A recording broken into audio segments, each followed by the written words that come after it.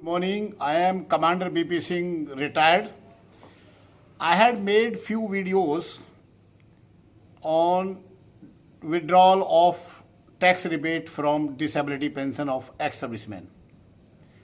In the past, I think I have made 2-3 videos, and those videos have been well taken by all and one, not ex-servicemen who are affected, but people across the society have expressed their views. They are of the opinion that in budget 2026, Finance Minister Srimati Sitaraman has withdrawn tax rebate from the ex-servicemen who are getting disability pension.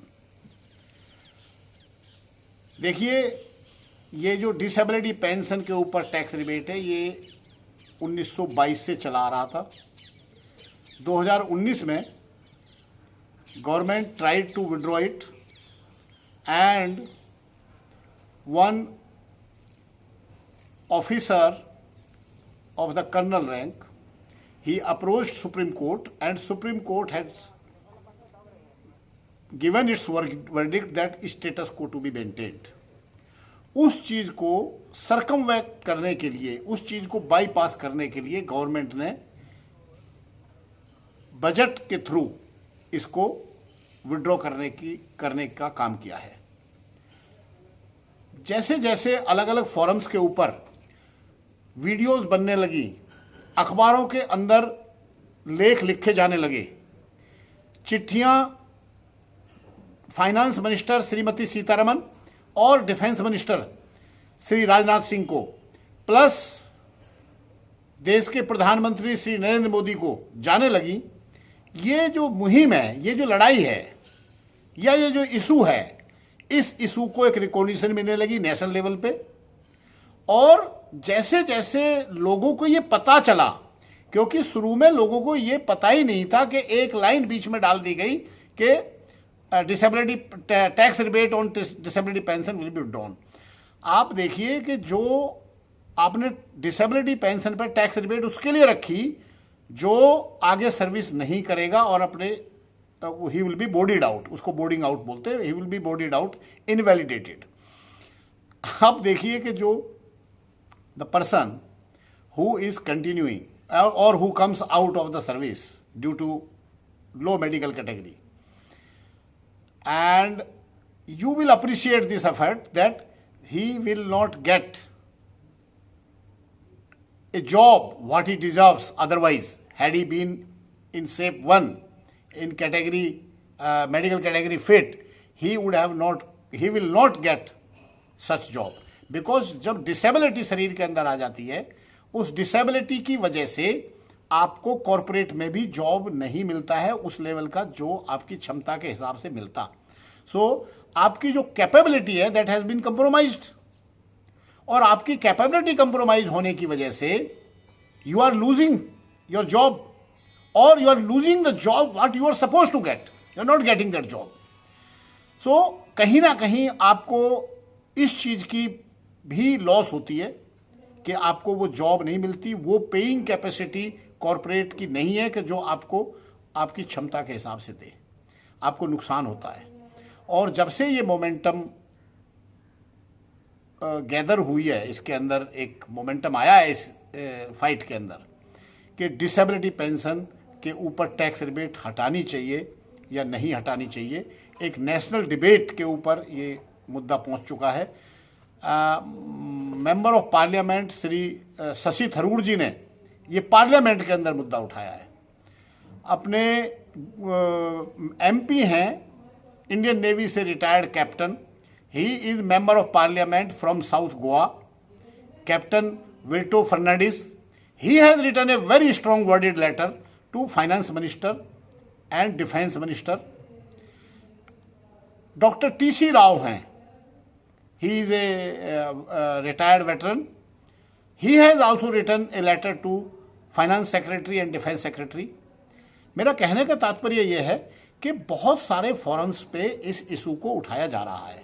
इस issue को एक national issue बन चुका है। ये आप जिस भी कैपेसिटी में हैं, एक्स सर्विसमैन ऑर्गेनाइजेशंस हैं और आप वेटरन्स हैं या आप रिटायर्ड हुए हैं, चाहे आपको डिसेबिलिटी पेंशन मिलती है या नहीं मिलती है, आपका कर्तव्य बनता है कि इस इशू के बारे में उठाएं, इस इशू को हुक्मरान तक पहुंचाएं, जिससे कि ये जो नाइंसाफ़ी हमारे साथ की जा रही है, ये नाइंसाफ़ी, क्योंकि अलग अलग फॉर्म में गवर्नमेंट हर स्टेप के ऊपर, कभी कैंटीन के ऊपर, कभी आपके गाड़ियों की लिमिटेशंस के ऊपर कि इतने रुपए की गाड़ी से ज़्यादा, इतने लाख की गाड़ी से ऊपर आप नहीं खरीद सकते हैं, या आपके कैंटीन के कोटे के ऊपर, या आपके गोल्फ कोर्स वगैरह जो हैं उनके ऊपर, ये इस तरह का जो कुछ लोग ऐसे बैठे हुए हैं लॉबी के अंदर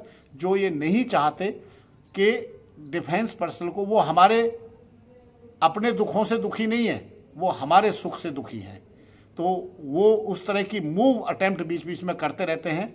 आपको एकजुट होकर के इस इशू को लड़ना है और इसको जीतना है। इस इशू को छोड़ना नहीं है कि डिसेबिलिटी पेंशन पे टैक्स रिबेट का अमाउंट फाइनेंस मिनिस्टर ये बता दें कि कितना अमाउंट, कितना टैक्स आप कलेक्ट करते हैं इससे, जो आपको ये विड्रॉल से कितना इजाफा आपके टैक्स में हो जाएगा। वो एक बहुत छोटा सा अमाउंट है, परंतु हमारे जो प्रॉब्लम्स हैं, जो एक एक्स सर्विसमैन आता है, डिसेबल्ड होके आता है सर्विस से, अगर वो सुपरएनुएशन से भी आया है, तो उसके लिए कितनी दिक्कतें हैं, फाइनेंशियल कितनी दिक्कतें हैं, उसकी कैपेसिटी कंप्रोमाइज हो जाती है, वो जो जॉब, जिस जॉब का वो हकदार है, वो जॉब उसको नहीं मिल पाता है, और दवाइयों के खर्चे बढ़ रहे हैं। आपकी बॉडी के अंदर जो डिसेबिलिटी आई है वो ताउम्र आपके साथ रहती है। ये एक बहुत बड़ा हमारे लिए सेटबैक है। इस सेटबैक का मजाक ना उड़ाया जाए। आप, ये देश, क्या ये देश इस काबिल नहीं है 80 साल आज़ादी के बाद के अपने जो disabled officers and sellers, airman, army personnel हैं, क्या उनके टैक्स रिबेट नहीं दे सकता है? जो प्री इंडिपेंडेंस से चला आ रहा है, 1922 से चला आ रहा है। इस देश के हुक्मरानों से ये फौजी लोगों का, डिसेबिलिटी पेंशन पाने वाले एक्स सर्विसमैन का ये सवाल है कि आप पार्लियामेंट के अंदर बताएं कि इसके ऊपर आपने क्या रीजनिंग लगाई है, क्यों आपने इसको विड्रॉ किया है। ये बहुत बड़ी गलत बात हुई है हमारे साथ।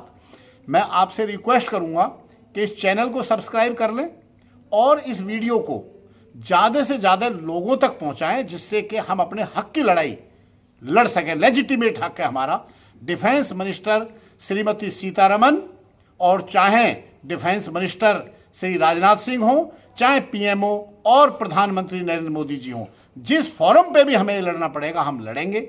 आप अपने कमेंट दें, आप बताएं कि आप क्या सोचते हैं इसके बारे में। ये बहुत गलत हमारे साथ हुआ है।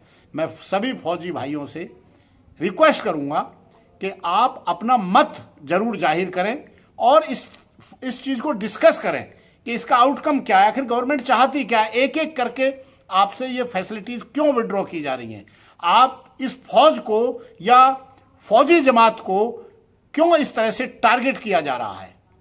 आप अपने मत जरूर भेजें, जरूर कमेंट करें। Thank you very much.